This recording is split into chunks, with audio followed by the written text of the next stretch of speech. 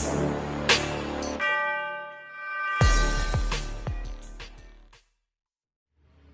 Friends, welcome to commerce times. इस video में मैं लेके आई हूँ बिजनेस स्टडी के चैप्टर 1 का पार्ट 2। अगर आपने पार्ट 1 का वीडियो नहीं देखा है तो डिस्क्रिप्शन में उसका लिंक दिया है, आप उसको देख लीजिए, बिकॉज इस वीडियो में आपको नेक्स्ट पार्ट शुरू करवाऊंगी, ठीक है। और मेरी नई नई वीडियो के लिए आप मेरे चैनल को सब्सक्राइब करें। तो ज्यादा टाइम वेस्ट ना करते हुए मैं शुरू करूंगी। Nature of management. देखिए, जो नेचर ऑफ मैनेजमेंट है वो डिफरेंट ऑथर्स ने अपने अकॉर्डिंग डिफरेंट व्यूज दिए हैं, ठीक है। तो उसका क्रक्स अगर हम निकाले तो उसको हम 4 पार्ट्स में डिवाइड कर सकते हैं। फर्स्ट है management as a science, second है management as an art, third है management as both science and art, and fourth is management as a profession. तो 1 बाय 1 हम इसका मीनिंग एंड उसके फीचर्स देखेंगे। जो हमारा फर्स्ट नेचर ऑफ मैनेजमेंट में आता है मैनेजमेंट एज अ साइंस। देखिए, जो साइंस होती है वो एक systematic and organised body of knowledge होती है जिसमें वेल स्पेसिफाइड प्रिंसिपल्स होते हैं। जो साइंस होती है टोटली बेस्ड होती है प्रिंसिपल के ऊपर, उससे कॉज एंड इफेक्ट रिलेशंस बनते हैं, ठीक है।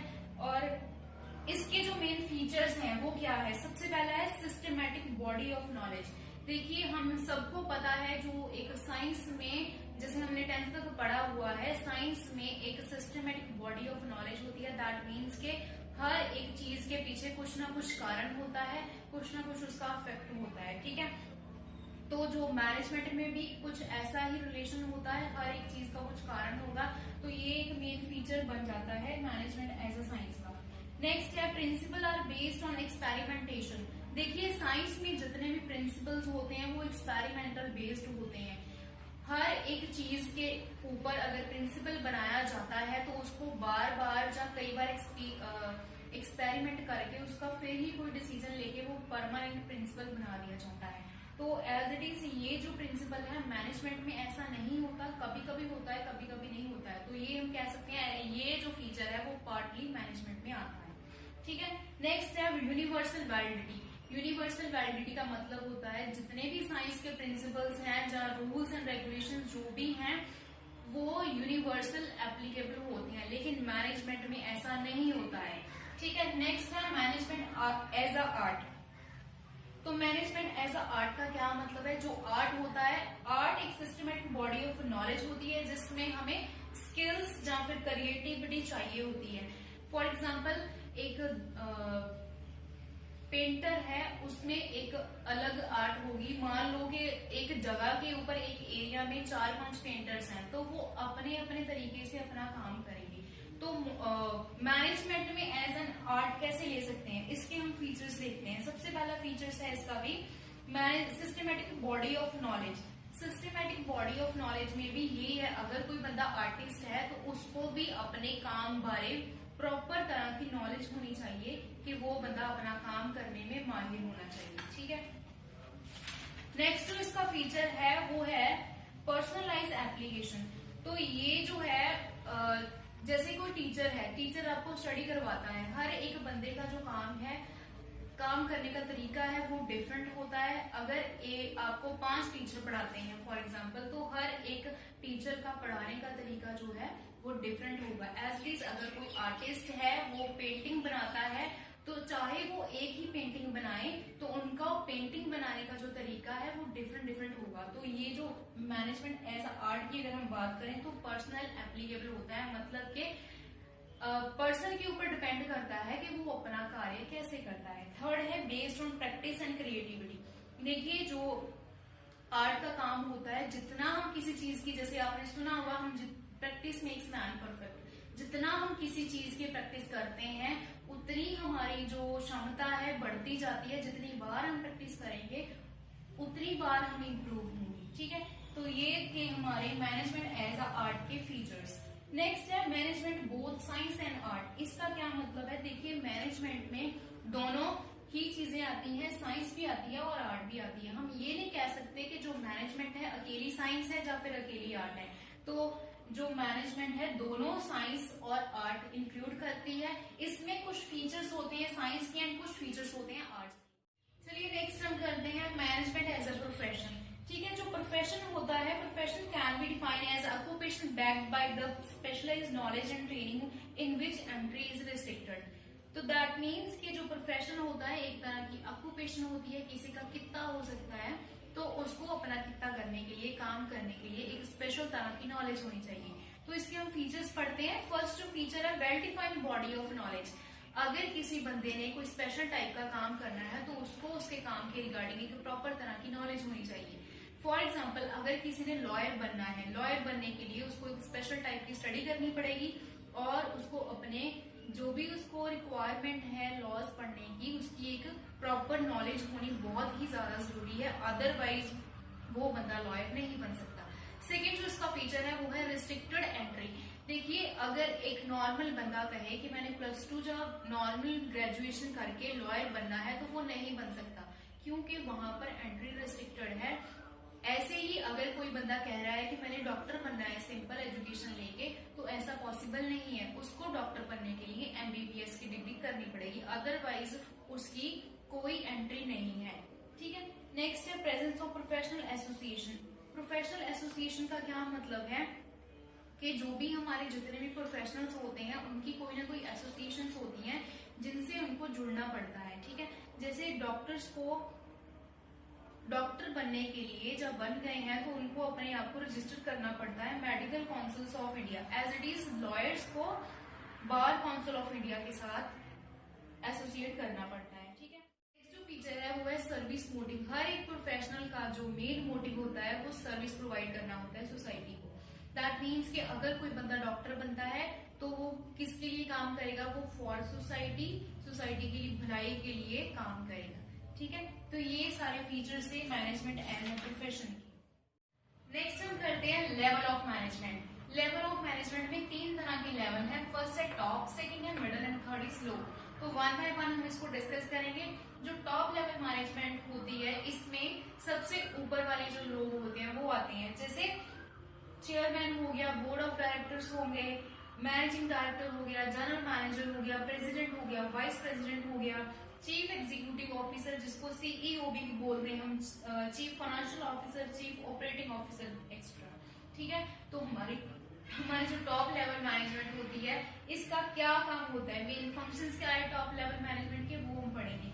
सबसे पहले है determining the objectives of the enterprise. किसी भी ऑर्गेनाइजेशन का क्या ऑब्जेक्टिव है वो कौन सेट करेगा, वो टॉप लेवल मैनेजमेंट ही सेट करेगी। ये नहीं है कि लोअर लेवल मैनेजमेंट उसको सेट करेगी। ठीक है। तो टॉप लेवल मैनेजर ही सबसे पहले ये डिसाइड करेंगे कि हमारी कंपनी का क्या मेन मोटिव है, क्या हमने सोसाइटी को सर्विस देनी है, क्या हमारा प्रॉफिट अर्निंग मेन मोटिव है, या कुछ अदर मोटिव है हमारी कंपनी का। ठीक है। नेक्स्ट जो इसका फंक्शन है वो है framing of plans and policy. For example, हमारी कंपनी ने कोई भी गोल जो है सेट कर लिया है, उस गोल को अचीव करने के लिए हमें क्या क्या प्लान एंड क्या क्या पॉलिसीज बनानी पड़ेंगी कि हम कौन कौन से किस किस तरह के वर्क करें कि हमारा जो गोल है वो अचीव हो जाए। उसके रिगार्डिंग जितने भी प्लानिंग है, जितनी भी पॉलिसीज बनानी है, वो कौन बनाएगा, वो टॉप लेवल मैनेजमेंट ही बनाएगी। ठीक है। नेक्स्ट है organising activity to be perform by person working at middle level. देखिए, जो हमारा मिडिल लेवल होता है वो टॉप लेवल मैनेजमेंट के बाद जो सेकेंड लेवल आता है उसको बोलते हैं मिडिल लेवल मैनेजमेंट। तो मिडिल लेवल मैनेजर्स ने क्या काम करना है ये कौन डिसाइड करेगा, ये डिसाइड करेगी हमारी टॉप लेवल मैनेजमेंट। ठीक है। नेक्स्ट है assembling all the resources such as finance, fixed assets. ठीक है। हमने कहां से कौन कौन सा रिसोर्स लेना है ये भी कौन डिसाइड करेगा, टॉप लेवल मैनेजमेंट ये डिसाइड करेगी। हमें कितना फाइनेंस रिक्वायर है, फाइनेंस का मतलब होता है पैसा। ठीक है। हम कहां से कितना पैसा लेंगे और ये पैसा कहां से आएगा, कौन कौन सी हमें फिक्स एसेट्स की जरूरत है जो हमारे गोल को अचीव करने के लिए हमारी हेल्प करेगी, तो वो कौन डिसाइड करेगा, वो टॉप लेवल मैनेजमेंट ही डिसाइड करेगा। ठीक है। नेक्स्ट जो है responsible for welfare and survival of organisation. किसी भी ऑर्गेनाइजेशन का जो सर्वाइवल होता है या फिर वो सोसाइटी का वेलफेयर के लिए काम करती है, तो उसके रिगार्डिंग जितने भी डिसीजंस लिए जाते हैं वो किसके द्वारा लिए जाते हैं, टॉप लेवल मैनेजमेंट के द्वारा। ठीक है। नेक्स्ट है to integrate diverse elements and coordinate the activity of different departments according to overall objective. जितने भी डिपार्टमेंट होते हैं कौन व्यक्ति क्या काम करेगा, किस टाइम पे कौन सा प्लान हमने चूज करना है, उसको कौन डिसाइड करेगा, हमारी टॉप लेवल मैनेजमेंट ही डिसाइड करेगी। ठीक है, ऐसे ही हमारे मतलब जो मेन काम होता है वो कौन करता है, टॉप लेवल मैनेजमेंट का बहुत ज्यादा और बहुत ही बढ़िया रोल होता है हमारी जो ऑर्गेनाइजेशन के गोल को अचीव करने के लिए। ठीक है, अब हम नेक्स्ट करेंगे मिडल लेवल मैनेजमेंट। ठीक है, मिडल लेवल मैनेजमेंट का मतलब होता है टॉप से नीचे वाली जो मैनेजमेंट होती है, ठीक है, वो कौन कौन सी होती है और उनके क्या काम होते हैं। इसका जो हमारा है मिडल लेवल मैनेजमेंट, वो मैं आपको एक डायग्राम से समझाती हूँ।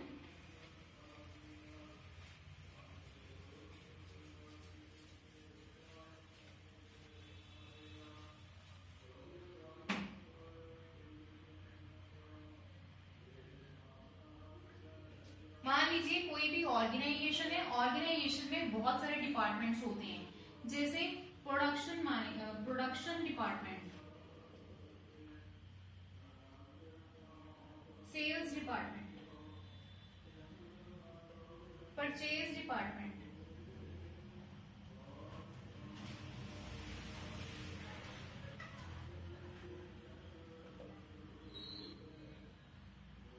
ये मैं शॉर्ट फॉर्म में लिख रही हूँ। एज इट इज यहाँ पर प्रोडक्शन डिपार्टमेंट होता है, हर एक ऑर्गेनाइजेशन में सेल डिपार्टमेंट होता है, परचेज डिपार्टमेंट होता है, फाइनेंस डिपार्टमेंट होता है। As it is there are many many departments according to the organisation. ठीक है, तो हर एक जो डिपार्टमेंट होता है एक उसका डिफरेंट मैनेजर होता है। ठीक है, जैसे प्रोडक्शन डिपार्टमेंट को रन करने के लिए एक बंदा हम ऐसा हायर करेंगे जिसको हम मैनेजर बोलते हैं। दैट मीन्स कि वो बंदा जितनी भी एक्टिविटीज एक डिपार्टमेंट में हो रही है उसको संभालेगा, तो हम उसको बोलेंगे production manager. As it is अगर फाइनेंस डिपार्टमेंट है तो उससे रिलेटेड जितना भी काम हो रहा है वो भी कौन करेगा, फाइनेंस मैनेजर करेगा। After that as it is sales department में भी ऐसे ही होगा और परचेज डिपार्टमेंट में भी ऐसे ही होगा। एज इट इज जितने भी डिपार्टमेंट्स हैं हमारी ऑर्गेनाइजेशन के, उसका डिफरेंट डिफरेंट एक मैनेजर होगा जो अपने डिपार्टमेंट को खुद ही मैनेज करेगा। तो ये जो सारा स्ट्रक्चर है ये किसमें आता है, ये आता है मिडिल लेवल मैनेजमेंट। ठीक है, आई होप सो आपको समझ आ गया होगा। अब इसके फीचर्स हम पढ़ते हैं क्या क्या होते हैं। Interpretation of policies framed by top management to lower level management. ठीक है, देखिए जो हमारे टॉप लेवल मैनेजमेंट में जितने भी ऑब्जेक्टिव्स बनाए हैं कि हमने ये गोल है हमारी ऑर्गेनाइजेशन का, हमने इसको अचीव करना है, उसके ऊपर जो मेन काम कौन करता है वो करती है मिडिल लेवल मैनेजमेंट।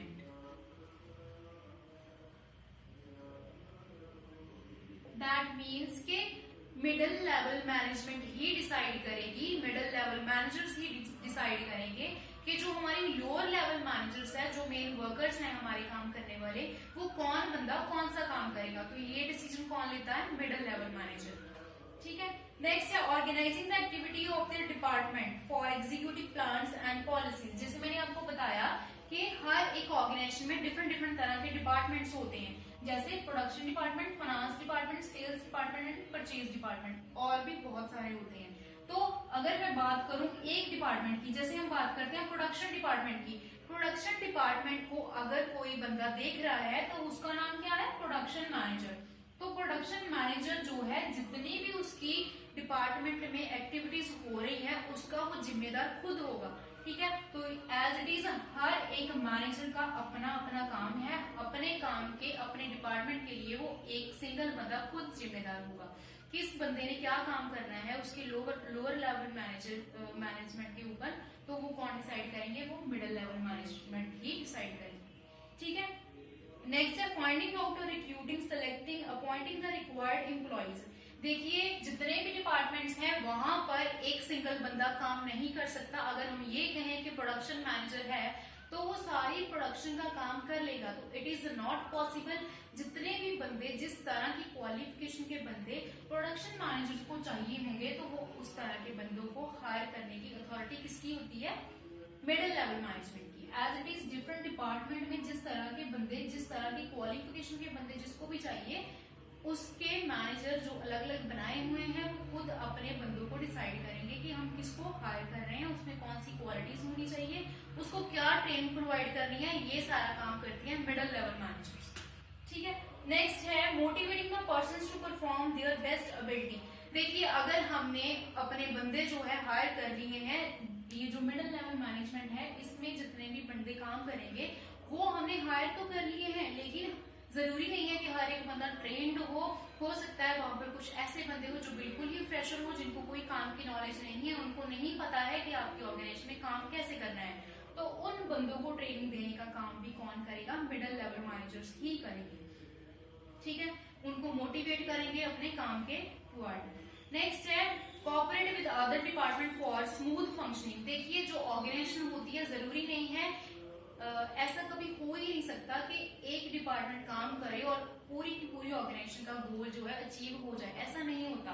देखिए, जो प्रोडक्शन डिपार्टमेंट है उसको मैनेज करना पड़ेगा, कोऑपरेट करना पड़ेगा सेल डिपार्टमेंट के साथ, सेल डिपार्टमेंट को परचेज के साथ, परचेज को, मतलब ऐसे एक दायरा सा बना होता है कि हर एक डिपार्टमेंट को हर एक अदर डिपार्टमेंट से कोऑपरेट करना ही पड़ेगा, अदरवाइज जो हमारी ऑर्गेनाइजेशन का मेन मोटिव होता है वो हम अचीव नहीं कर सकते। यहाँ पर मान लीजिए हमने हमारा मोटिव है कोई भी, ठीक है, तो उसके लिए हमें प्रोडक्शन डिपार्टमेंट भी चाहिए,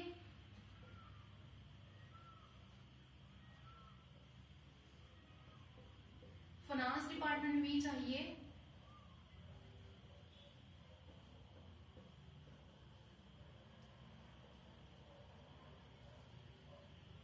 सेल्स डिपार्टमेंट भी चाहिए,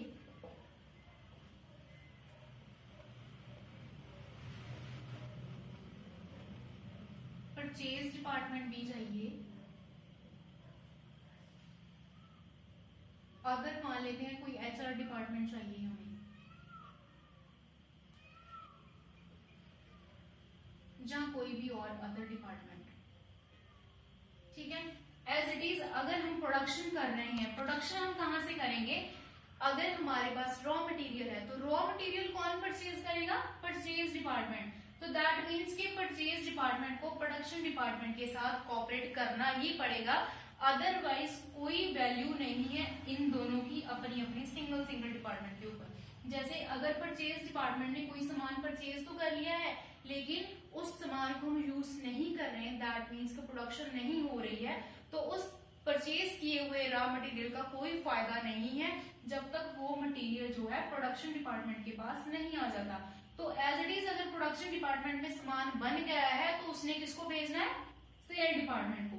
तो अगर उन दोनों की आपस में नहीं बन रही कि प्रोडक्शन डिपार्टमेंट का जो मैनेजर है वो नहीं चाहता कि वो सेल्स मैनेजर के साथ बात करे या उसके साथ कुछ कोऑपरेट करे, तो ऐसे ऑर्गेनाइजेशन का जो मेन मोटिव है वो अचीव नहीं हो पाएगा। एज इट इज हर एक डिपार्टमेंट जो है एक दूसरे से कनेक्टेड होता है।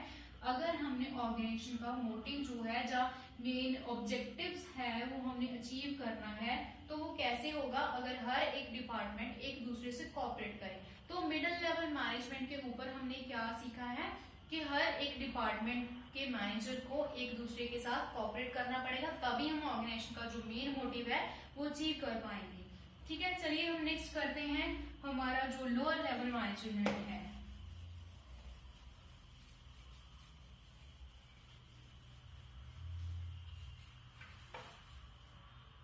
देखिए, हमने टॉप लेवल मैनेजमेंट भी कर लिया है, मिडिल भी कर लिया है, एंड अब हम नेक्स्ट करेंगे लोअर लेवल मैनेजमेंट। तो लोअर लेवल मैनेजमेंट एक ऐसा प्लेटफॉर्म है, एक ऐसा डिपार्टमेंट है जहां पर मेन जो वर्कर्स काम करते हैं उनके अकॉर्डिंग ये सारा जो है हमारी जो ऑर्गेनाइजेशन का मेन मोटिव है हम उसको अचीव कर पाएंगे, क्योंकि अगर वर्क हमारा प्रॉपरली होगा तभी हम अपनी ऑर्गेनाइजेशन का गोल अचीव कर सकते हैं। ठीक है, तो इसके क्या क्या फंक्शंस होते हैं? Representing the problems and grievances of workers. अगर किसी वर्कर को किसी भी तरह की प्रॉब्लम आ रही है काम करने में, जब वैसे भी कोई प्रॉब्लम आ रही है तो उसको कौन मैनेज करेगा? Lower level management. ठीक है, नेक्स्ट है maintaining good working condition and developing healthy relation between superior and subordinate. Superior and subordinate का क्या मतलब होता है, जैसे अगर कोई मैनेजर है उसके अंडर कोई बंदा काम कर रहा है, worker employ and employer relationship हम कह सकते हैं, ठीक है। यहाँ पर लोअर लेवल मैनेजमेंट का क्या काम है, उसने अपने जितने भी एम्प्लॉयज हैं उनको एक अच्छा वर्किंग कंडीशन देना है ताकि जो वर्कर्स हैं वो अच्छे से अपना काम कर सके, ठीक है। नेक्स्ट है looking to safety of workers. देखिए ये नहीं है कि अगर हमने वर्कर्स को हायर कर लिया है तो हमारा मेन मोटिव क्या होना चाहिए कि हमने सिर्फ काम ही करवाना है, हमें नहीं पता कि उनको कुछ हो रहा है कि नहीं, ऐसा बिल्कुल भी नहीं होना चाहिए। लोअर लेवल मैनेजमेंट का काम क्या होता है कि हमारे जितने भी वर्कर्स काम कर रहे हैं वो एक सेफ एंड सिक्योर इन्वायरमेंट में काम करें, ठीक है। नेक्स्ट है जो इसका नेक्स्ट फीचर है, they try to maintain precise standard of quality. Standard of quality का क्या मतलब है कि जो हम प्रोडक्ट बना रहे हैं, हमने जो हमारी टॉप लेवल मैनेजमेंट ने एक स्टैंडर्ड डिसाइड किया है कि हमारे प्रोडक्ट का जो स्टैंडर्ड है ये होना चाहिए। तो ये जो लोअर लेवल मैनेजमेंट होती है इसकी रिस्पॉन्सिबिलिटी है कि जिस स्टैंडर्ड की बात टॉप लेवल मैनेजमेंट कह रही है कि ऐसा प्रोडक्ट होना चाहिए, तो उस लेवल को मेंटेन करना, उस स्टैंडर्ड को मेंटेन करना किसका काम है, लोअर लेवल मैनेजमेंट का, ठीक है। नेक्स्ट इसका जो फीचर है, they are responsible for boosting the morale of the workers. हमने हमारे जो वर्कर्स हैं उनका मोरल जो है वर्क टुवर्ड इम्प्रूव करना है, ज्यादा करना है ताकि हमारे जो वर्कर्स हैं अच्छे से काम कर सकें। तो ये थे हमारे सारे लोअर लेवल मैनेजमेंट के फीचर्स। चलिए हम आगे करते हैं, हमारे जो फंक्शंस हैं टॉप लेवल मैनेजमेंट के उसको एक बार रिव्यू कर लेते हैं। जैसे मैंने आपको पहले ही बताया था, जो फर्स्ट मेन फंक्शन है टॉप लेवल मैनेजमेंट का क्या है, डिटरमाइनिंग ऑब्जेक्टिव्स। दैट मीन्स कि हमारी ऑर्गेनाइजेशन का, हमारी कंपनी का जो क्या ऑब्जेक्टिव रहेगा, क्या गोल रहेगा, उसको कौन डिसाइड करेगा, कौन डिटरमाइन करेगा, टॉप लेवल मैनेजमेंट, ठीक है। Next framing plans and policies. That means कि जितने भी हमने प्लान्स एंड पॉलिसीज बनानी है हमारे गोल को, हमारे ऑब्जेक्टिव को अचीव करने के लिए, वो कौन बनाएगा, टॉप लेवल मैनेजमेंट ही इन चीजों को बनाएंगे, ठीक है। नेक्स्ट है ऑर्गेनाइजिंग एक्टिविटीज। जितनी भी आगे एक्टिविटीज होनी है टॉप लेवल मैनेजमेंट के बाद, कौन करेगा ऑर्गेनाइज, उसको कौन करेगा, वो टॉप लेवल मैनेजमेंट ही डिसाइड करेगी कि कौन बंदा कहाँ पर क्या काम करेगा, ठीक है। नेक्स्ट है welfare and survival of the organisation. Welfare का क्या मतलब होता है, किसी ऑर्गेनाइजेशन की तरफ से हमारी सोसाइटी का क्या वेलफेयर हो रहा है, और सर्वाइवल, किसी ऑर्गेनाइजेशन का सर्वाइवल किसके ऊपर डिपेंड करता है, टॉप लेवल मैनेजमेंट जैसी प्लान्स एंड पॉलिसीज बनाएंगी उसके ऊपर ही डिपेंड करेगा हमारी ऑर्गेनाइजेशन कितने टाइम के लिए सर्वाइव करेगी। तो ये सारे डिसीजन कौन लेती है, टॉप लेवल मैनेजमेंट। नेक्स्ट है analyse business environment and it's implications, ठीक है। हमारा बिजनेस एनवायरनमेंट वो कैसा होना चाहिए, बिजनेस एनवायरनमेंट से रिलेटेड जितने भी अदर टर्म्स एंड कंडीशन है, जितनी अदर इम्प्लीकेशंस है, उसको एनालाइज करना किसका काम है, हमारे टॉप लेवल मैनेजमेंट का। तो ये थे हमारे टॉप लेवल मैनेजमेंट के मेन फंक्शंस। चलिए नेक्स्ट हम करते हैं हमारे मिडिल लेवल मैनेजमेंट के फंक्शंस क्या क्या हैं, ठीक है। फर्स्ट है interpretation of policies. That means जो टॉप लेवल मैनेजमेंट ने जितनी भी प्लान्स एंड पॉलिसीज बनाई हैं उसके ऊपर काम करना किसका काम है, मिडिल लेवल मैनेजमेंट का। उसकी इंटरप्रिटेशन करती है मिडिल लेवल मैनेजमेंट, ठीक है। नेक्स्ट है organising activities of department. That means के एक डिपार्टमेंट में जितनी भी एक्टिविटीज हो रही हैं उसके लिए रिस्पॉन्सिबल कौन है, मिडिल लेवल मैनेजर। जैसे एक डिपार्टमेंट का, जिस मैंने आपको पहले बताया है कि एक डिपार्टमेंट का एक मैनेजर होता है जो अपना सारे डिपार्टमेंट का काम खुद देखता है, ठीक है। उसने अपने डिपार्टमेंट को ऑर्गेनाइज करना है जितनी भी एक्टिविटीज उसके डिपार्टमेंट में हो रही है, ठीक है।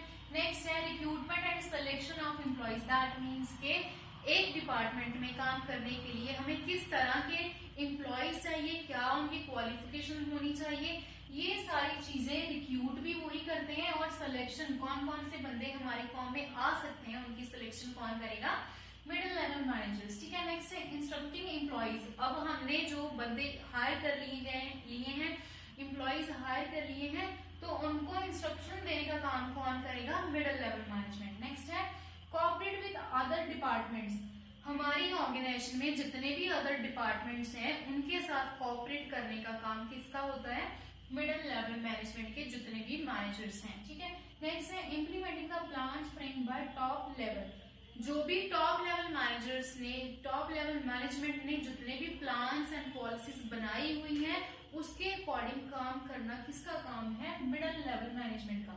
ठीक है, नेक्स्ट फंक्शंस है वो है लोअर लेवल मैनेजमेंट के। क्या क्या फंक्शंस है?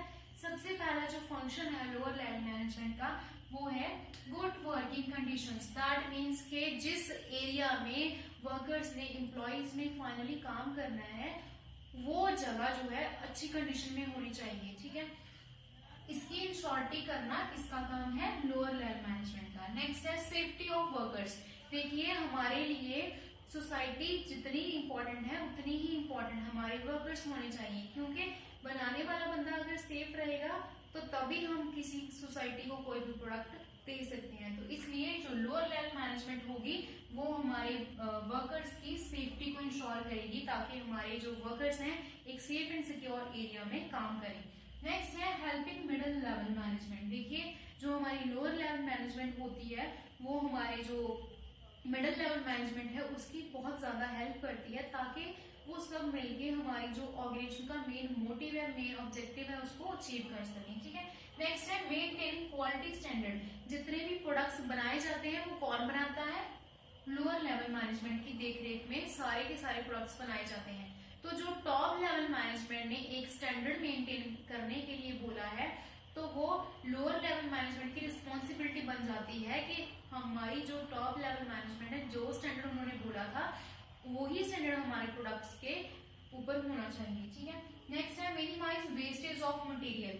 लोअर लेवल मैनेजमेंट की ये रिस्पॉन्सिबिलिटी बन जाती है कि हम कम से कम वेस्टेज करें ताकि हमारे जो रिसोर्सेस हैं वो प्रॉपर यूटिलाइज हो सके। ठीक है, नेक्स्ट है boosting the morale of workers.